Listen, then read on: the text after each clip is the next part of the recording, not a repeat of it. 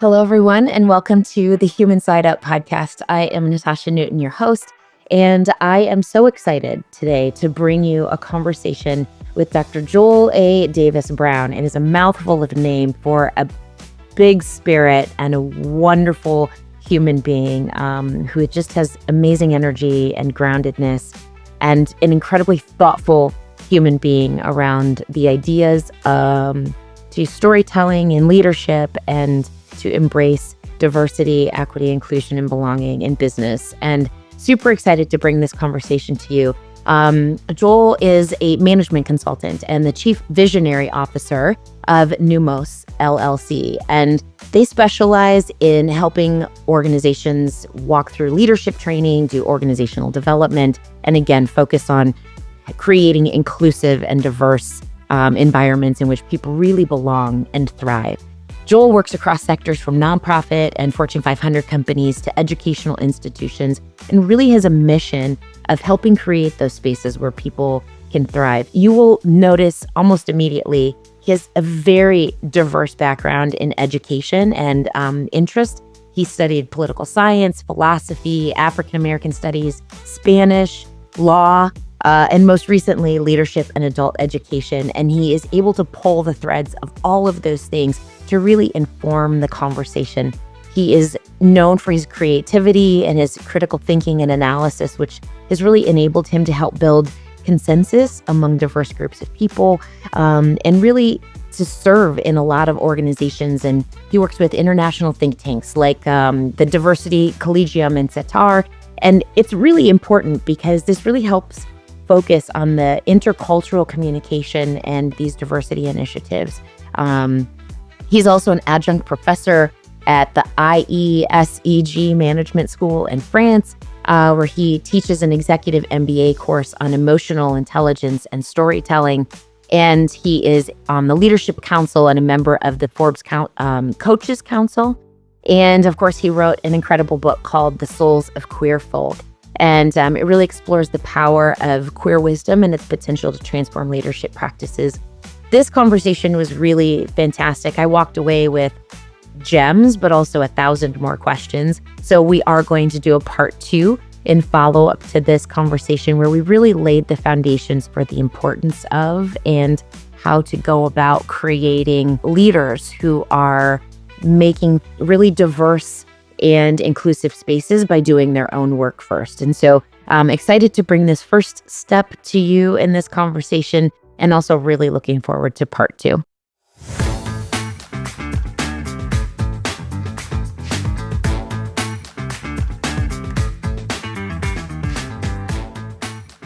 Well, welcome. I promise I won't get too formal, but Dr. Joel A. Davis Brown, thank you for joining the Human Side Up podcast. I really appreciate you making time for this conversation. I think that your insights around wisdom and storytelling are going to be really, really good little nuggets for us to start chewing on and having a great conversation around today. So thank you for being here. Thank you for having me. I'm excited and looking forward to our conversation. Awesome. So one of the places I really like to start is in hearing from you, so that we can better understand the distance that you have traveled as a human to end up in this place. What are maybe one or two of the words that you would use to describe yourself, that we might not see on your CV, that have helped you become? And maybe are you willing to share a little bit about when or how you started to embrace those words for yourself as part of your fabric?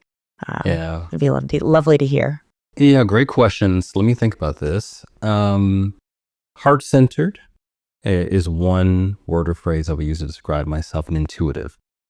And my experience and relationship with those words has come from being in places that were not heart-centered and were places where I was discouraged from being intuitive or for not honoring my gifts. And so I think back to the relatively short time I practiced law and being in an environment that was very transactional. So I'm much more of a relational person. So when I meet people, it's not about what you do, what you can do for me, and how we're going to quote unquote take over the world. It's more about How can we build a relationship, and knowing that that foundation makes it possible to do many things, anything creatively.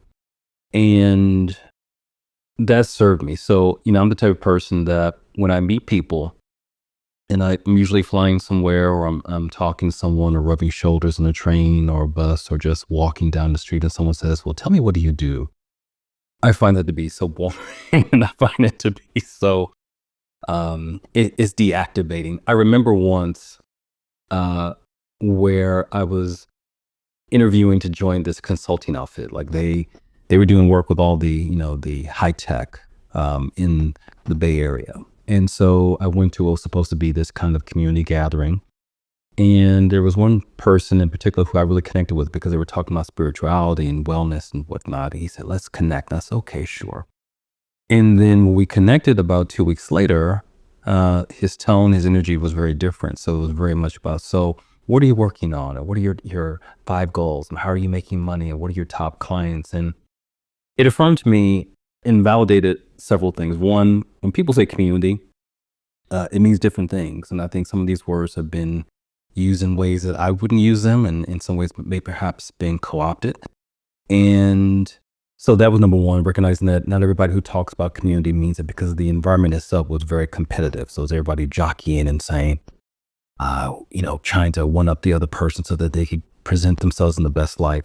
Number two, to always lead with who I am and to not be afraid of that. And then number three, to make sure that and recognize that if I feel the energy is draining from me, if I don't feel that spark, then to pay attention to that and to go in a different direction and not be afraid of that. And so much of my life in uh, the States, or just in the world, from an early age until probably my late 30s, early 40s, was about pushing that aside and questioning who I was and trying to fit myself, their proverbial square peg into the round hole, until I finally said, "No, I'm not going to do that anymore. I'm just going to be me and trust that where I am will attract the right people, places, circumstances, and experiences." And so those are two things that I continually hold on to, and I like, because they speak more to the community aspect, the familial aspect, the relational aspect, but also the spiritual aspect. And I'm very much a believer that I'm a spiritual person living in this world, and I think we all are,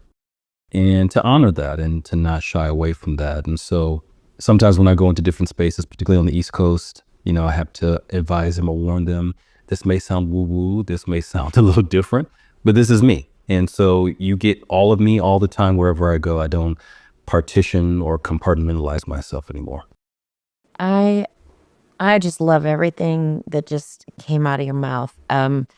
There are I firmly believe that we are a part of the thing, right? And we are responsible to it, for bringing energy back to it, bringing goodness. Like, what we bring is a part of, um, that fabric, right? That fabric is, we are all threads in the same fabric. And so I love that. And this is going way back. Um, in the, I want to say it was sort of the 70s, maybe, when all the woo woo things were happening. Having lived in Portland, I'm very familiar with the woo woo. There was a book called The Celestine Prophecy, and I remember there being. I came to it very late and as an adult, um, but I remember there being a scene that as they were talking about this energy exchange and being able to sort of see it happen, and this energy being drained off of a person. And it's like, I felt that. And it was just like this very sort of visual picture for that feeling. So I love that you've shared that. So thank you very much. Sure. One of the words that you've used there is connection. And that's really a word that I have been doing a lot of big thinking around in this last year. I don't know that I've landed on anything insightful or wise particularly, but there is an opportunity for not only people, in thinking about community, another word that you used, but for business to work toward creating and leveraging the beauty of real connection to help create better places, more inclusive, more diverse, more places to thrive. right? Right. When we think about culture and people.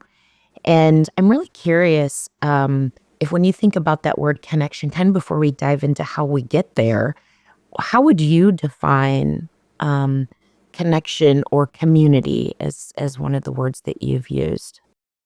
Yeah, it's so interesting that you asked this because I had a conversation recently with a friend and a colleague, and we are part of a community, and we were recognizing that the community was not serving us in the way that we needed to. I think in community and I think in connection, you're making contact. So, what does it mean to make contact? It means that you're really engaging with someone's truth, their worldview, their reality. It means that you are being present and a witness to who they are in ways that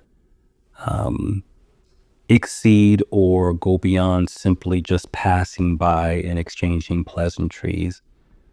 It means that people are able to show up and be their full selves. Obviously with certain parameters because you're working, for example, in the professional context. So I don't expect people to be their Sunday morning self or their Friday night self necessarily, but to go into an environment where people can bring forth their cultural expertise and genius, which is one of the things I talk about in the book, because that's what we need in order to impact whatever mission that we're trying to accomplish and to fulfill our purpose. So I think for a number of places, that contact may look like email and it may look like, sitting in a meeting. But what I'm always surprised by is how people can work together for, 10, 12 hours a day and still really not know the people that are around them. And if you're really going to do work, if you're really going to be a really, what I think, a strong global citizen, if you're going to be a responsible global citizen, I think we have to find ways to make more contact. I think a lot of the issues that we're seeing in the world, in the community, in families, and personally with ourselves, as we look at ourselves and we do our own self-interrogations, because we're not making contact. And in making contact, you also have to make contact with yourself first, which is a difficult thing. So it means peering into the quote unquote abyss and saying, well, who am I? Who am I? What do I do? Why am I doing it? What's guiding me? What are my values? How is my cultural frame influencing who I am and how I see things? And what is there for me to do to become better, to become a better version of myself? And in doing that, then it becomes easier for you to make contact with other people and to have an honest, authentic, and real exchange. But what I have found in my experience is that when people are afraid to look at themselves and are afraid to go within, then it becomes harder to make contact with other people. Because in doing so, you're not really sharing a part of yourself and you're not really being true to yourself until the exchange that it by itself then becomes fraught with complication and negativity, or it's just not, real, genuine, honest engagement. So that's what connection is to me. It is the making contact, which is requires you to make contact with yourself if you really want to make contact with someone else. Yeah, it's really for me. There's an experiential element, Yes. right? Whether it's yourself or someone else, it's really that familiarity and experience with. And I think to your point, where this a lot of the challenges that we have had as of late um, feel like they come from a lack of awareness, right? Like you haven't experienced something, you're not familiar with it. So your awareness and your um, sort of sensitivity to the um, to how it does touch your life and connect to your world is missing because Yes. you haven't experienced it in that way. So yeah, I really appreciate what you've shared there. Um, so in thinking about that, I want to talk about your book and the wisdoms there. I'm excited about that. But I kind of want to lay a foundation that we've sort of done a good job of thus far. But I'd love for you to maybe define a couple of things as you see them for this conversation. One being diversity. What does that word mean for you?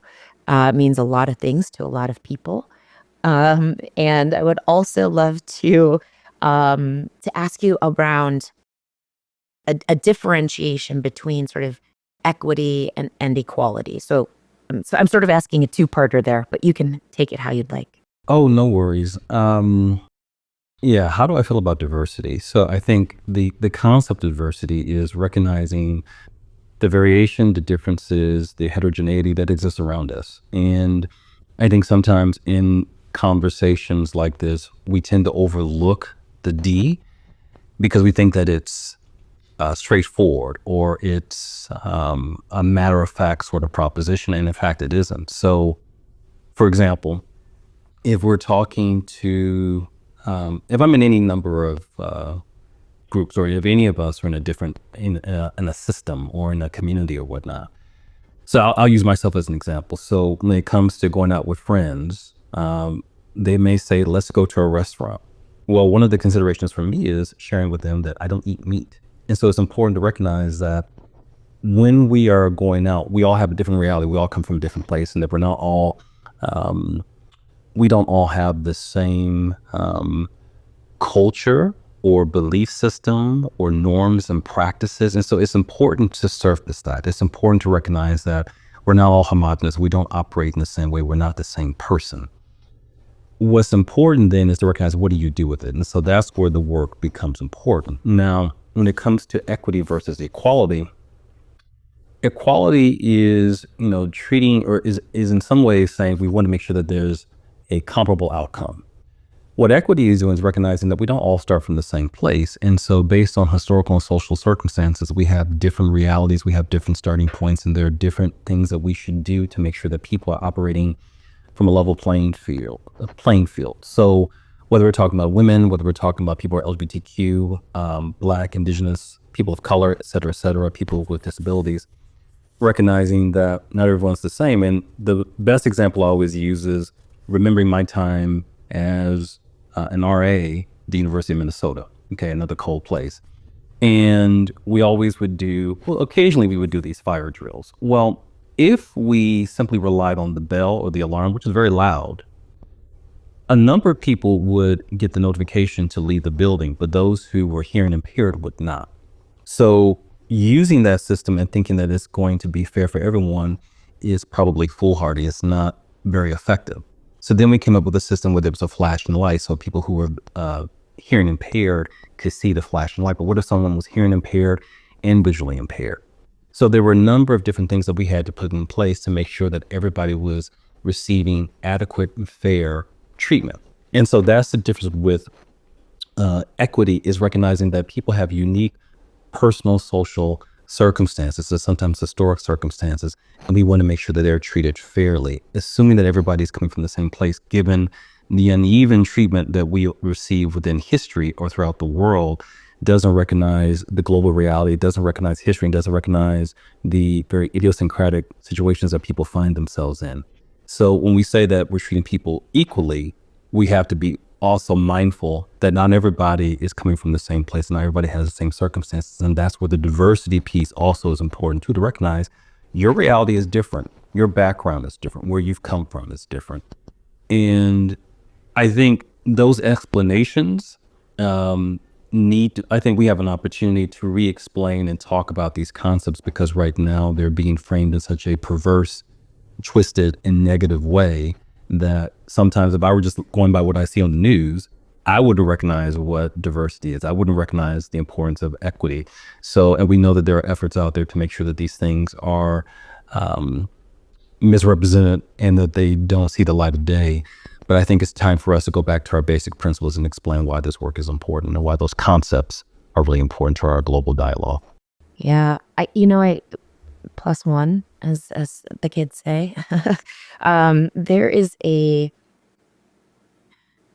isn't a human that I know, that I've encountered, and they may exist, who doesn't have an internal drive to feel seen and to belong wherever they are, and to be a part of, right? We are social animals. And so Yes. this notion that diversity means black and brown, or diversity whatever definition it has, been used as a euphemism for, I think it's almost a PR nightmare Yep.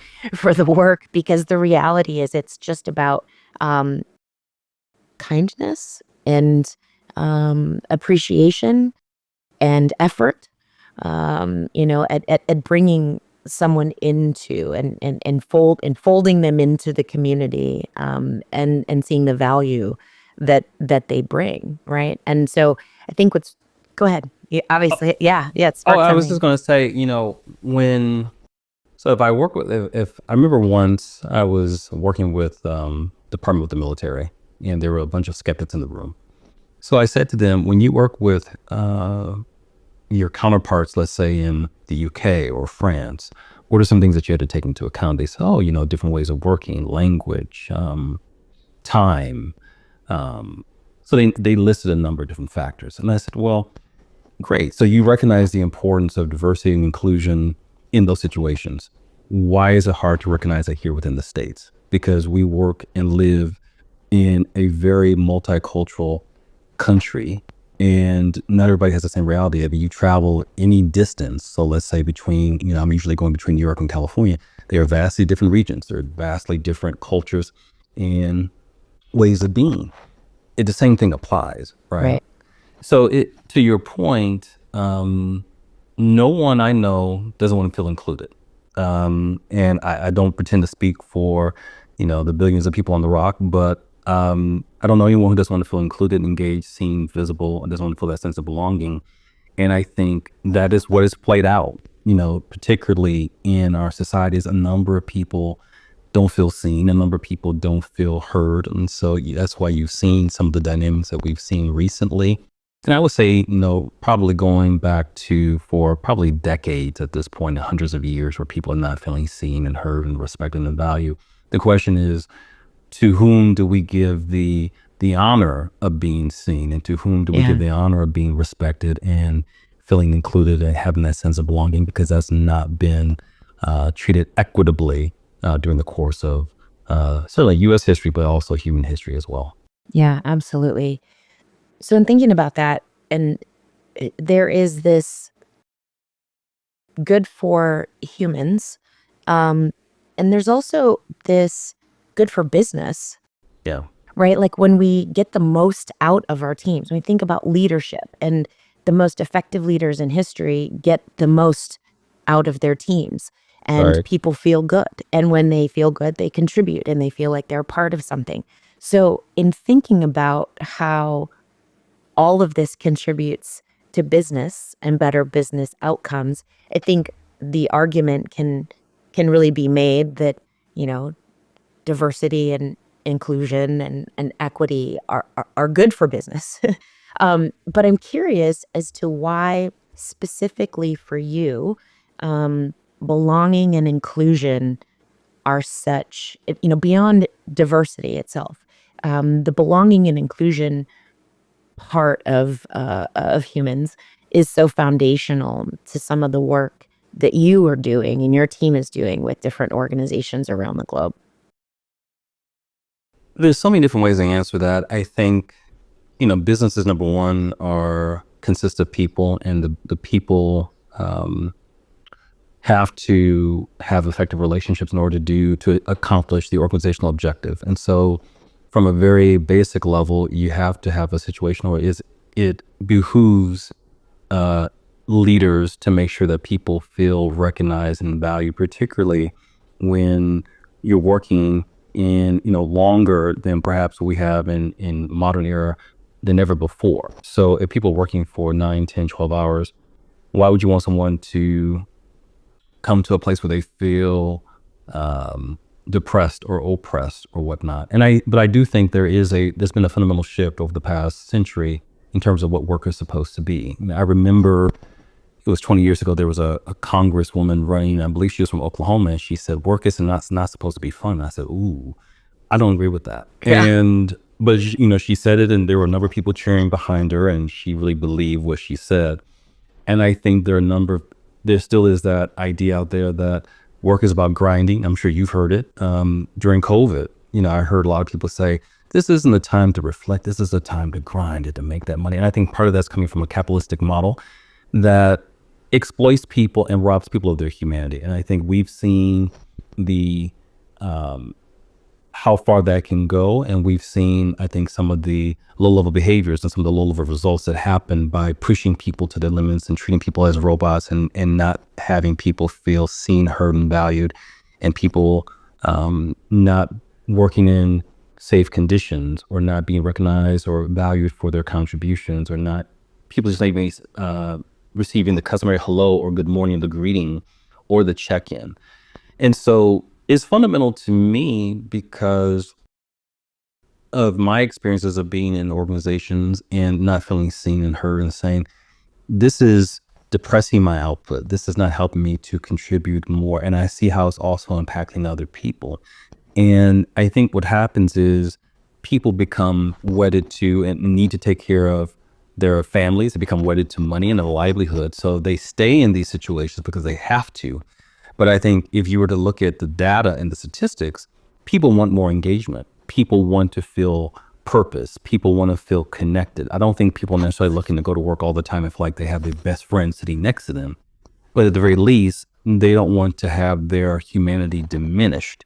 And we see this in varying degrees all around the world. Strangely, one of the places where I work routinely is in Europe, and they have the lowest level of engagement of any place in the world, right?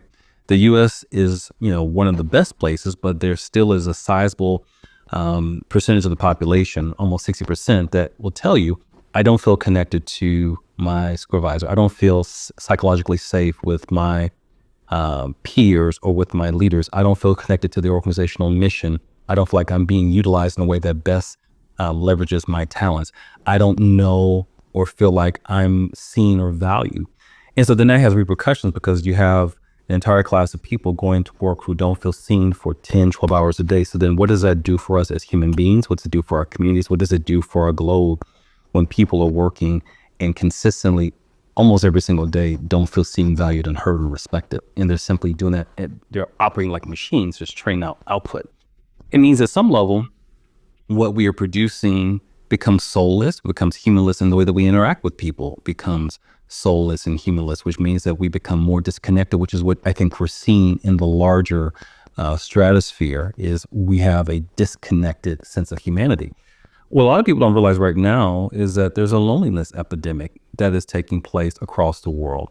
So you have places like Denmark, where there are 70 municipalities that signed onto a compact to say, we've got to address loneliness. We know that in places like New Zealand and the UK, they dedicated a higher percentage of their budget to actually addressing loneliness. We're seeing greater forms of extremism. And I think all of which is about people wanting to feel connected and not feeling connected. And so they look for any place where they can get any form of validation, even if it's a place that ultimately is not in their favor, it's not going to serve their highest good, and some place that's negative. So it's the hollowing out effect, right? And I think this is why you have the Great Resignation that started about 5 to 6 years ago, where people are leaving organizations. I think that's part of the reason why there's difficulty in getting people into the job market, and there's less talent out there, because people realize this doesn't feel good. This doesn't serve my highest interest. I don't want to mortgage my soul simply to work for an organization that doesn't value me, that can right size or downsize me right out of a job without a moment's notice. And I think the consequences, unfortunately, we measure these consequences in terms of GDP and money and output and profit margin. I think we're starting to see that. But the question is, are we going to continue to throw money at it, or are we going to try to bring more heart into it? Are we going to try to actually address the issue of how do we make sure that people feel more welcomed and more appreciated and more valued? And the organizations that do the best job of that, the ones I think are able to not only maintain their growth, but actually to increase their growth. And the organizations that are not, are those that are lagging behind, and those that will remain or not be employers of choice. Yeah. So let's talk a little bit about how you and your team and organizations can do that work, of moving forward and creating these better workplaces. And one of the things with your consulting agency, Numos, that you have really gained recognition for is having a really innovative approach around cultivating organizational cultures by integrating storytelling into Sure. leadership practices. So I'm curious if we could talk a little bit about how you came to embrace the value of storytelling in leadership and when you realized that there was a power in it for helping to lead well, to lay this groundwork for you to teach others how to do it. That's a really great question. When did I realize it? I've always been a storyteller. I've always been a poet. I've always been curious about people's stories, who they are, where they come from, what they're trying to achieve. And, you and I talked about this before. Maybe it's just being part from the Midwest, always wanting to go a little bit deeper and not just talk about the superficial things that people discuss. Um, I think what I realize again is waking up one day, going into work and realizing I spend a lot of time with these people, but I don't know anything about them. I don't have any connection to them. They don't have any connection to me. How is this going to work? Because I find myself driving very reluctantly into the office, but then speeding away as soon as 4 o'clock would hit for checkout from my last corporate gig, and I needed to do something different. And I remember, I'll never forget this.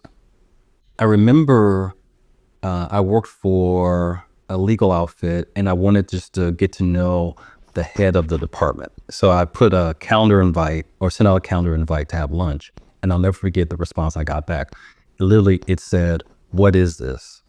And so I responded to the person to say, "You've said that you have a vision for this group. I'd like to introduce myself. I'd like to know more about your vision, how I can contribute. I'd like to share my talents and my story and understand your story so that we can have greater alignment and greater synchronization." Well, as the kids say, he wasn't feeling it. So that didn't happen. But then I thought to myself, what a missed opportunity. Yeah. Someone who is ambitious, energetic, and excited wants to talk with you about how we can do better. And you basically just dismiss me and have no desire to meet with me at all. And I see that quite a bit. So one of the things I talk with leaders about, because when you talk to companies and you talk to leaders around making the organization more human centered and making them more people centered, they usually will say, okay, well, what do we need to do? So they'll get out their notepad and they're very, they have this they're very focused and they want to take notes and say, well, what do we do? Tell me what to do. And I said, well, we have to think about what you are embodying first.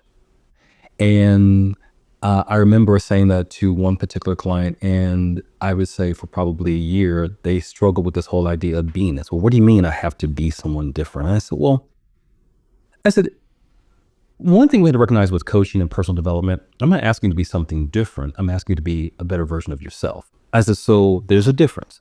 And I said, what I'm saying to you is when people engage you, if you want people to be open and you want there to be this humanness, then you have to create a psychologically safe organization and culture. And the way that you build a psychologically safe culture is by modeling vulnerability, by modeling the behaviors and the attitudes and the ways of being that you want others people to emulate. So if you're saying that you want people to be open, well, first of all, is it safe for them to be open? And what does that look like? And how are you being open? So when you come in, are you engaging people? Are you sharing with them not just a little bit about who you are, but what are you focused on? What are you feeling confident about? Or what are areas where perhaps there's struggle or there's some dynamism or where you're growing?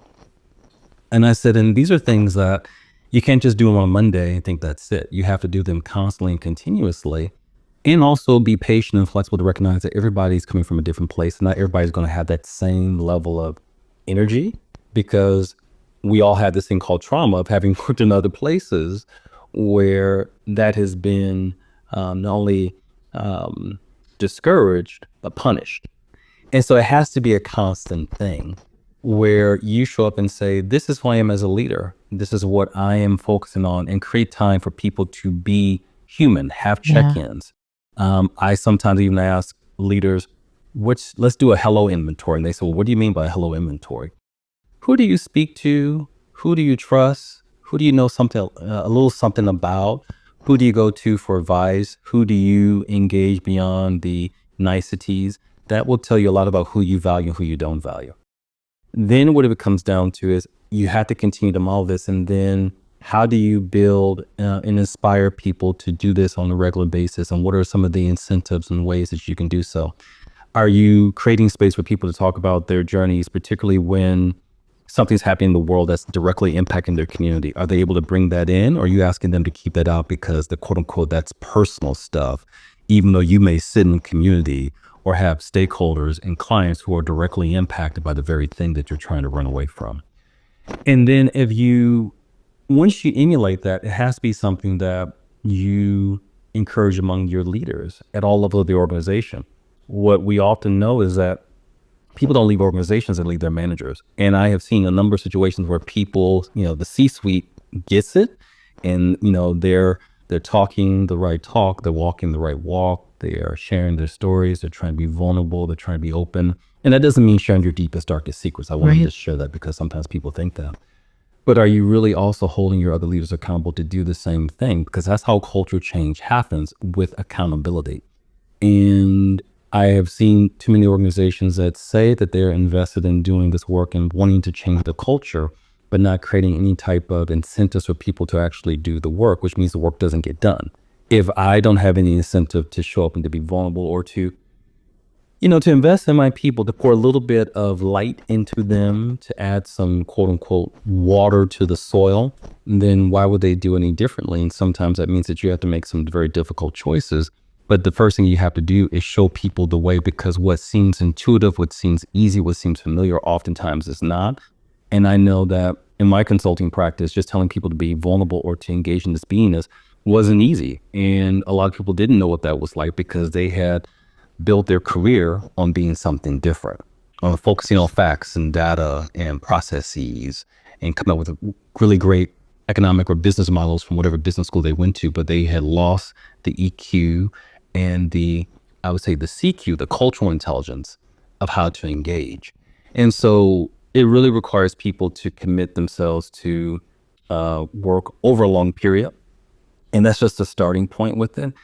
The best leaders, I think, are open to that and recognize that.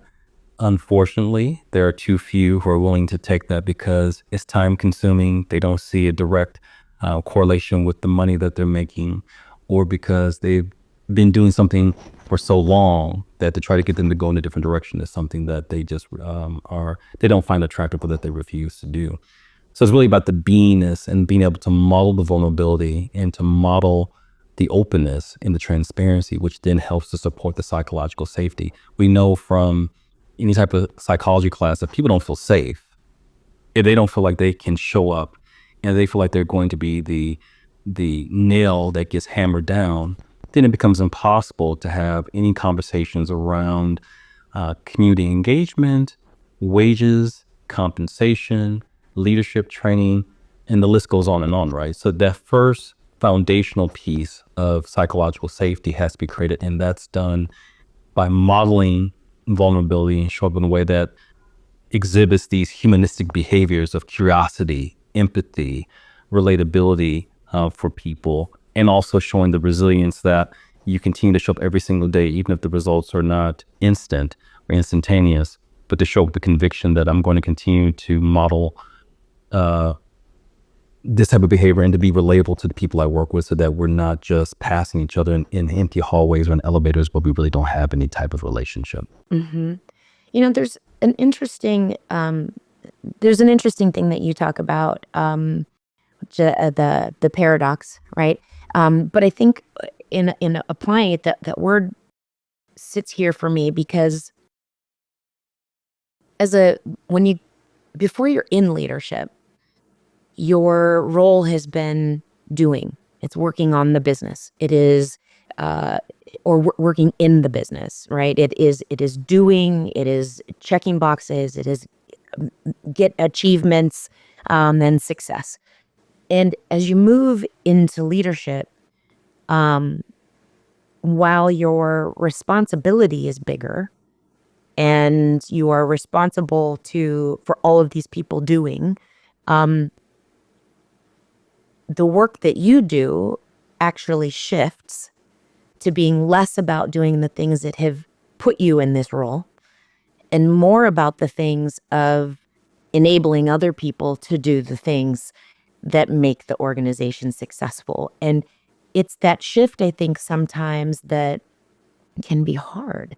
If you've been, you think about leaders aren't just, they don't come out of the womb, ready to lead an organization. Well, some people do, I guess.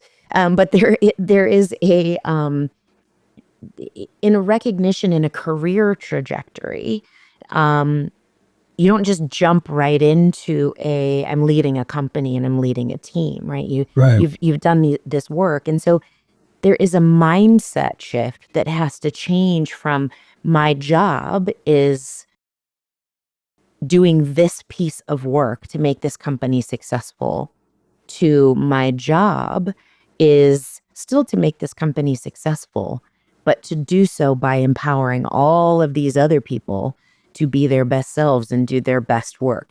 And that can be really, really challenging because maybe you haven't been looking at yourself very closely for those however many years before you got to that role. Or maybe, maybe you set aside some of that self-awareness or vulnerability to get to, right, to do and achieve and accomplish. And you thought that was the way to get there. I mean, we can have the whole conversation around that's probably not the best way to get there, but choices are made, right?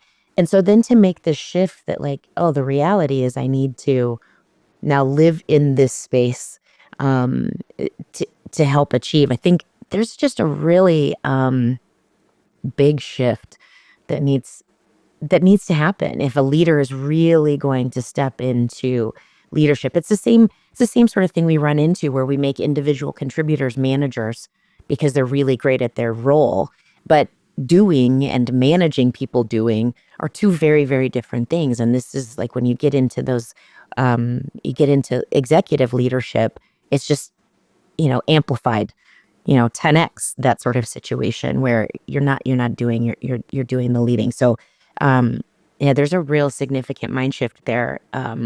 So I'm curious, in you all do a lot of work in coming into organizations, helping leaders at all levels really of the organization, Yep. because it's not just upper management that is leaders do this work. I'm curious if some of the wisdom and experience that you've gleaned from your own life, that you've written very eloquently about in your beautiful book, the wisdom of queer folks, the spirit of queer folks, excuse me.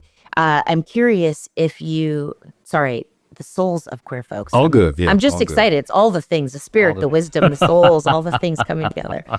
Um, I'm curious how you've translated, how you've sort of been able to make that transition yourself from the doing into the awareness around leading so that you could bring that wisdom to the table to help people make that transition um, from doing to being, and helping other people do.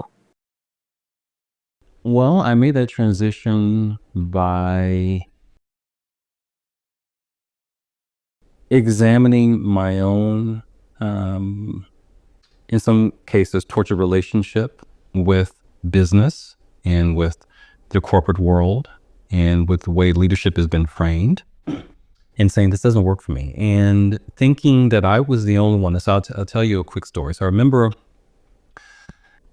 I worked for a big firm in Minneapolis a long time ago as a lawyer. And all this time, I sat in my office. I did all the lawyerly things. I wrote memos. I did research. I talked lawyerly. I acted lawyerly, whatever that meant, until I realized it just didn't work for me. And so at some point I said, okay, I need to make a shift. I need to go in a different direction. And all this time I'm talking to junior associates and senior associates and partners, and they're saying to me, this is what you have to do. Essentially, you have to drink the Kool-Aid. As soon as I announced that I was going to go in a different direction, I was going to leave the firm, I was amazed how many people came out the woodwork and pulled me aside and said, you're making the right decision. And they whisper like that. And I would say, well, why do you say that? Well, you don't have a spouse, you don't have kids, you have freedom, so you can make different decisions. And a number of people said to me, you don't have a mortgage, you don't have financial obligations, so now is the time for you to do what you really want to do. And if I were in the situation as you, I'd do the same thing. So then that led me to ask a question. Well, why is it, number one, that we're having this conversation now? Because I've been here for almost 2 years. Why are we having this conversation now as opposed to on week 1 or in month 3 about what's happening and how it's not serving anybody? Because from the conversations, a number of people said this wasn't working. And people said there was fear, there was concern, there was a fundamental misunderstanding about what leadership is. And again, people just got into the machine, they got into the system, and the system produces the results it's intended to produce, excuse me. And, voila, becomes this kind of unconscious replication of behavior where you don't have time to reflect and see what's wrong with the system. You're too busy just perpetuate the system as it is.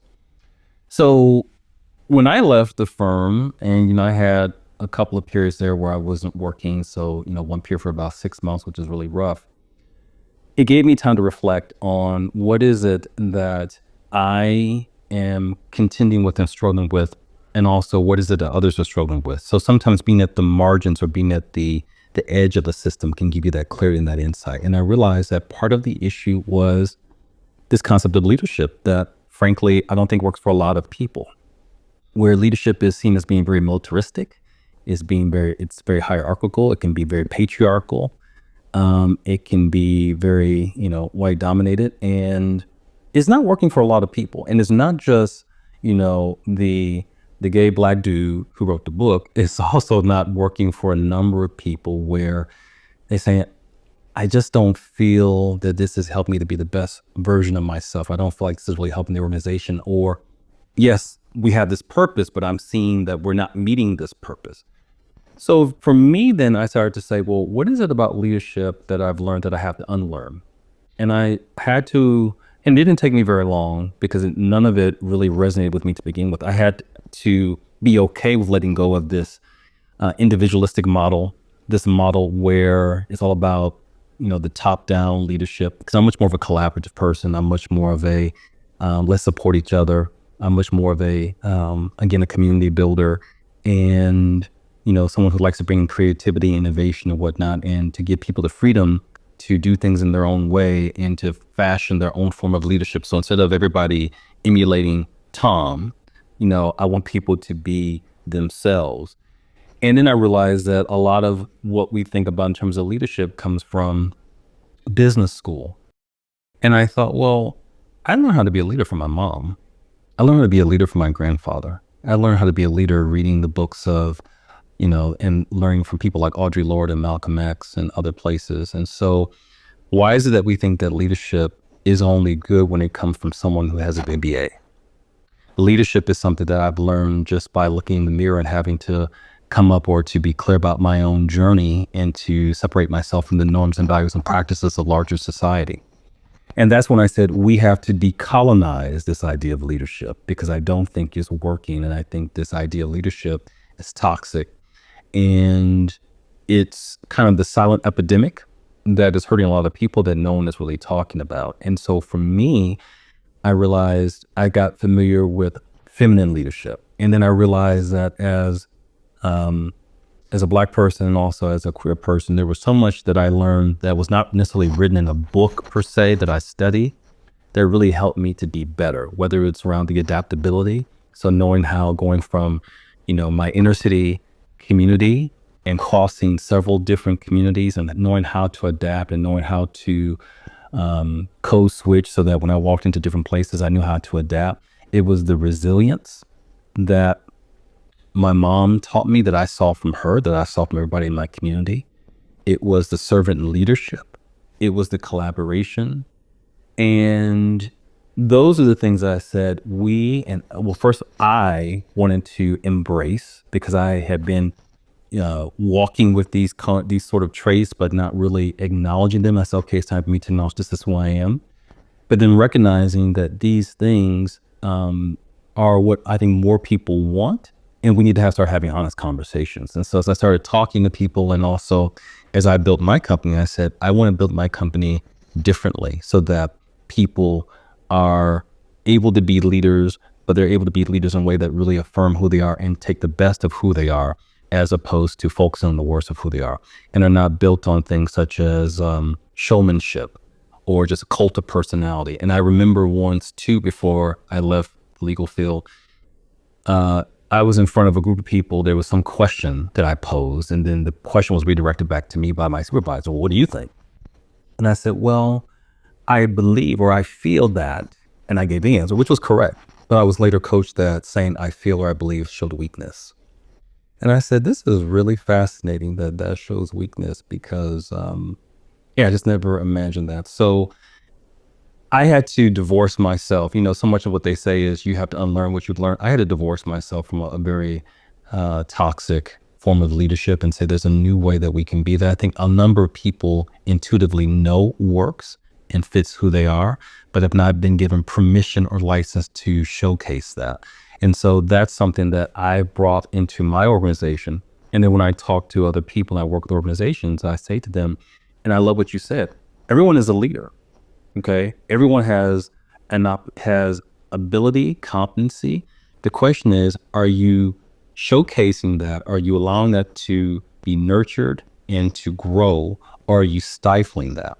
And a lot of the way that people lead is based on their view of humanity. If you view humanity as something that is sinister, as something that needs to be controlled, as something that is dangerous, then that will dictate your leadership style. But if you see humanity as something that can be affirmative, something that can be value added, if you see people as rich resources, which I think everyone is, then you're going to lead very differently. So that was when I really started to reshape how I looked at leadership, how I looked at consulting, and also recognizing too, my job as a consultant is not to force an outcome, but to help build awareness. So much of my work early on in my career, I worked really hard. I was really pushing things and really working strenuously to get people to understand stuff. But people are not going to do anything that's beyond their understanding until they have really understood it for themselves. And so now I have a different approach where it's all about building awareness and helping people to realize and to see their own reality and to see their own potential and to see things in their own way. And by doing so, that's how you can help transform organizations. Is helping people to become, to be more aware of the circumstances that they see, more aware of who they are. Again, going back to the beingness piece, but more aware of what's happening around them and helping them to make informed choices so that it's not about me or my agenda or what I believe that you should do. Is help you to realize what I think is in the best interest. And sometimes that is recognizing we're not at a place where we really want to grow. Sometimes it's helping people to realize you say that you want to do this work around equity and belonging and inclusion, but you really don't.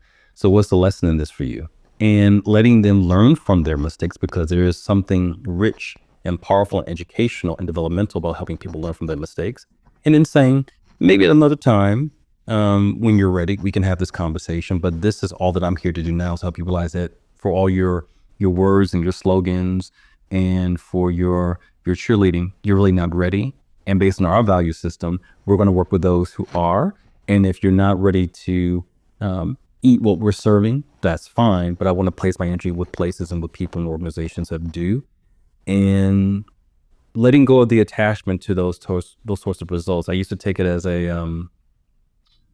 used to treat it as a sign of my effectiveness if people were not ready. And I let go of that idea and realized that everybody has to go in their own time. Everybody's on their own journey, their own path, and their path is right for them. But my talents are best suited to work with organizations and people who are ready, who are primed, even though they're not perfect, because no one is, but those who are ready to take the plunge, who are ready to ask the difficult questions, who are ready to face themselves and really want to do the work and really recognize I don't have all the answers, but I recognize I want to do better by my people. I want to do better by the community. I want to do better by myself. And so there is a kind of a rubric that we look at when we work with organizations, because we want to make sure that they're operating with integrity and ethics, and that they are clear about why they're doing this work, and they're doing it for the right reasons, not just to make more money. And so that's how things have shifted for me in 20 plus years of doing this work, is reevaluating leadership and focusing on building the awareness and not necessarily trying to lead people to an outcome, because no outcome will be sustained if the awareness and the learning is not integrated into who they are. Well, here's the problem, Joel. I have 47 more questions based on that, and I don't have time for that. So I'm going to land on two, if that's okay. Absolutely, yeah.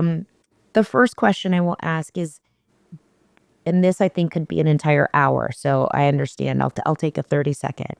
Are there one or two sort of fundamental questions that I can ask myself if I'm thinking, am I ready to really dive into this work? Are there one or two questions that you would recommend someone start with? Great question. Um, can I be comfortable with discomfort? I think that's the one question that pops to mind. And am I okay with examining all that I know and all that I think I know in pursuit of a greater truth? If a person cannot be, a lot of people mistake danger for discomfort. If you're not comfortable with discomfort, if you don't have a growth mindset, if you're not willing to examine all of who you are, which doesn't mean that you discard it. It just means that you go through a process of reflection and self-discovery to see, this is really serving me and this is really serving the purpose that I say that I have allegiance to, then you might not be ready, right? So those are some questions that I ask people, and it's okay if you're not. It's just for the sake of the organization, for the sake of the people you serve, for the sake of the consumer, the stakeholders, it's really important to be clear on where you stand and to be clear on what your journey is, and even to share that journey as a way of helping to start that process where other people who may be at a similar place, who may feel stuck or may feel reticent or may be fearful. It's normal reaction to be fearful, but we know that courage is going forward in the face of the fear, and even when you don't have all the answers or you can't control the outcome. Hmm. Those are great questions because am I am I willing to be uncomfortable? Yeah. And am I genuinely, truly ready to look at the things I know or think I know? Those are excellent questions. And they're big, right? Those are Yeah. big questions, but you're right. They are just so fundamental and foundational to any kind of change happening.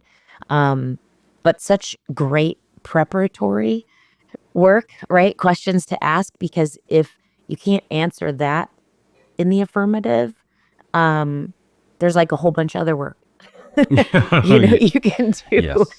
to get there. So that's Yes. awesome. I love that. And then I guess because I want to respect your time. Is there anything that um, I mean, like I said, I have 47 questions just out of the last question I asked you, but is there anything that I should have asked you today or something that you would like to leave us with um, before we wrap? Yeah. I would love to come back and answer those 47 questions. I Let's think the do it. questions you asked were uh, appropriate based on where we were. So, one thing I would leave people with, I would say this: the power, when we think about story, we're not just one story, we are receptacles of many stories. It is important as we think about this current time, which would be January 30th, 2025, to remember the stories of when we've been resilient, when we've been strong, when we have been confused, when we've had to overcome, when we've had to push through to get beyond. Those stories are going to serve us. Those stories are going to help us, not only from the individual perspective, but from the collective perspective. Everything that we're dealing with, whether it's around, there's new names. So, for example, COVID, climate change, immigration, et cetera, leadership. All these questions have been dealt with time and time before, in many different ways and many different aspects. And it's important to fall back on our own innate wisdom. And it's important to fall back on the wisdom and the traditions of various communities who can give us insight as to how we move forward. It is when we ignore the history, the stories, and the wisdom that has already been gifted to us that we end up spinning and recreating realities and experiences that only re-traumatize us and cause us to suffer. So I'm hoping that this is a time when we can trust that we have enough wisdom, and also study the examples of the countless women and African Americans and Latinas and Asians and Native American or indigenous folk or LGBTQ elders and those who are disabled, or those who are non-native, those who are immigrant, those who are from the global South, and learn from them, study them, to show enough humility, respect, and deference to trust that other people can give us and entrust us with information and knowledge, whether from a bygone era, whether from a far-flung country, that can help us to move forward, whether it's around leadership or any of the issues that we're dealing with in today's day. That's the message that I would leave us with as of today. Yeah. Amen. Yeah, I would love to do a part 2 around the wisdom. I feel like we've laid a really great foundation here, and now I want to build on the how do we help move? So yes, please. Yes, Um, absolutely. in the interim, how can we be as listeners and as a community, and I take that word pretty seriously, how can we be helpful to you in the work that you're doing? Two things. Take care of yourselves, because I think that when people take care of themselves, you have to take care of the planet. Number two, community is always important to me, and leadership is a lonely position. I think about Dr. King and how he struggled, and one of many people. I think one of the enduring lessons from the civil rights movement is we have to learn to take care of ourselves, and I take care of myself by being in community with people, because sometimes it can feel isolating, lonely, alienating. So reach out. I am now rethinking my relationship with social media. And so for right now, I can tell you I'm definitely on LinkedIn. Joel Davis Brown. You can find me on Instagram. I am not active on Facebook, and don't know how much longer I'll be active on Instagram. But reach out, please say hello, please share wisdom, thought, knowledge, affirmation. There may be things that there are things I can benefit from that other people will share. So those are the two things I would say to the listeners, to the audience, and to you, is just to continue to make contact, to go back to what we talked about before, and to take care of yourselves, because by seeing people shine their light, that gives me inspiration to continue to shine my light. I love And it. thank you for being and doing what you're doing, and for being a source of light and building this platform that you have. Oh, thank you for sharing. I love it. All right. Well, we will circle back with you for sure, because I am excited to continue this conversation. And I thank you so much for the work you're doing, the groundedness with which you bring this wisdom. And I look forward to diving into a part 2 with you. Absolutely. I look forward to it. Be well. Thank you. Thank you. And gratitude to everyone out there. See, I told you.